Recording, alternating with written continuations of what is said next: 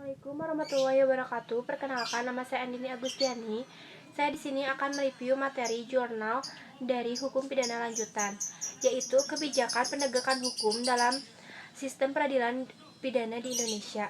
Langsung saja, penegakan hukum merupakan suatu keharusan yang dijalankan negara dalam melindungi warganya.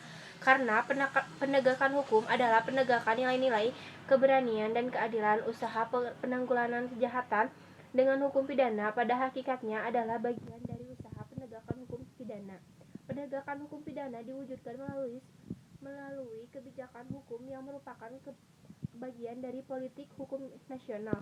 Hal ini melibatkan berbagai unsur dalam negara, mulai dari pembuat undang-undang, aparat penegak hukum, sampai warga negara. Fokus pembahasan makalah ini adalah bagaimana kebijakan penegakan hukum pidana terhadap penanggulangan kejahatan dan faktor apakah yang dapat menunjang berperan bagi kebijakan penegakan hukum pidana terhadap penanggulangan kejahatan.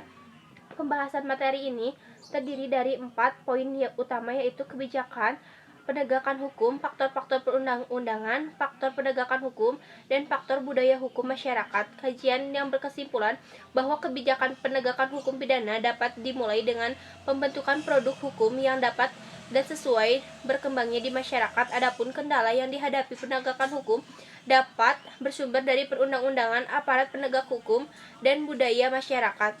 Berdasarkan uraian di atas, dapat disimpulkan bahwa yang dapat diambil bahwa kebijakan kriminal yang menjadi pilihan bagi penyelenggara negara, yaitu legislatif, yudikatif, dan eksekutif di Indonesia, merupakan upaya untuk mengatasi kejahatan dan mewujudkan ketertiban dan kesejahteraan sosial.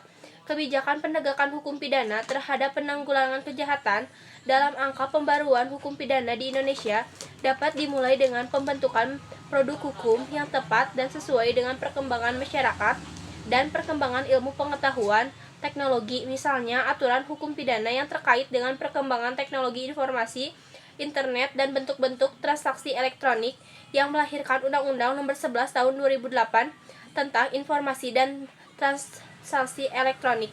Sekian, wassalamualaikum warahmatullahi wabarakatuh.